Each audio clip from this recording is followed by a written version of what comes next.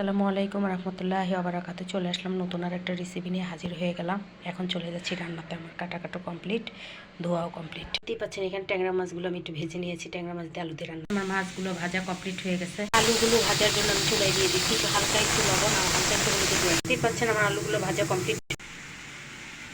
অল্প উপকরণ দিয়ে মশলাটা কষায় নিলাম। এখানে হালকা একটু হলুদের গুঁড়া, হালকা একটু আদা বাটা, রসুন বাটা দিয়ে আর একটু ধনিয়ার গুঁড়া দিয়ে, কাঁচামরিচ, মশলা, তেল খুব কম খাই, এই জন্য এইসব দিয়ে কষায় নিলাম।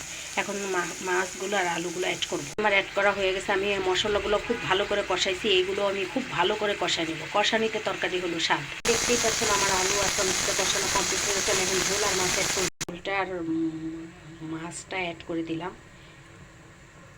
দেখতেই পাচ্ছেন আমি খুবই অল্প উপকরণ, অল্প তেল, অল্প মশলা দিয়ে তরকারিটা রান্না করি। আমার এই যে রান্নাটা কমপ্লিট হয়ে গেছে, আমি এখানে ধনেপাতাগুলো অ্যাড করে দিচ্ছি।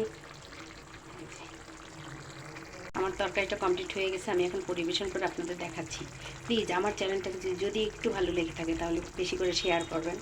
পরবর্তীতে রান্নাটা কমপ্লিট হয়ে গেছে, যে আমি পরিবেশন করে আপনাদের দেখাচ্ছি।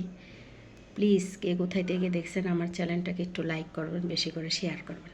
আশা করি এইভাবে রান্না করে যারা নতুন নতুন রাঁধুনি এভাবে রান্না করে খেতে পারেন। অবশ্যই রান্নাটা একদম সিম্পল। পারুল জাহান মানেই একদম সিম্পল রেসিপি। আসসালামু আলাইকুম রহমতুল্লাহি ওয়া বারাকাতুহু। ফিরে আসবো নতুন আরেকটা রেসিপি নিয়ে আপনাদের মাঝে হাজির হয়ে যাব।